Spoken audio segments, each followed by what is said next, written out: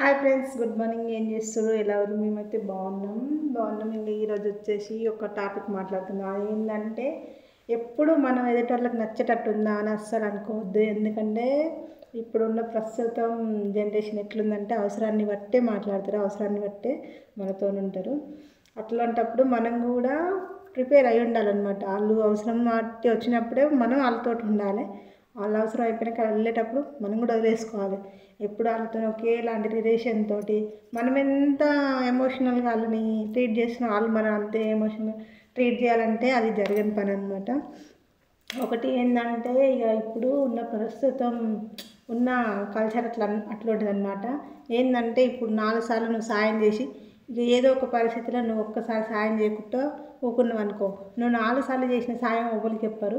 ఇక ఒక్కసారి అడిగితే చేయని సాయం ఉంటుంది చూడు, ఇక దాని గురించి అయితే 10 మంది అడగకుండా కానీ తిప్పి తిప్పి చెప్తారనమాట. ఇక అట్లాంటి ప్రపంచం అనమాట ఇప్పుడు ప్రస్తుతం ఉన్న జనరేషన్ అట్లుంది. కాబట్టి మనం నచ్చేటట్టు బతకాలి, కానీ ఇంకొకరికి నచ్చేటట్టు బతకాలి. వాళ్ళు ఎప్పుడు మనతోనే ఉండాలని అస్సలు అనుకోవద్దు.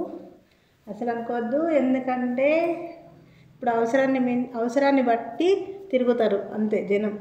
వాళ్ళు తిరిగి అవసరాన్ని బట్టి వచ్చి అవసరాన్ని బట్టి పోయిరు అనేది ఇక పోయి ఆనుకోవడం వేస్ట్ అనమాట. ఇంకా అంతే నడుస్తుంది అని చెప్పేసి మనం కూడా దానికి కనెక్ట్ అయ్యి ఉండాలి. అప్పుడే హ్యాపీగా ఉండగలుగుతాము. ఎప్పుడు ఇంకొకరికి ఎప్పుడు నచ్చేటట్టు ఉండాలని ఎప్పుడూ డిపెండ్ అయ్యి ఆలోచించకూరి. ఎందుకంటే మనం ఎంత మంచిగా ఉన్నా ఏదో ఒక టైంలో శక్తిగా కనిపిస్తాం అనమాట. అందుకని ఎప్పుడు మనం నచ్చితే సరిపోతుంది. ఒక్కరికి నచ్చాలని ఆరాటైతే అస్సలు పడకూరి. Okay friends, bye.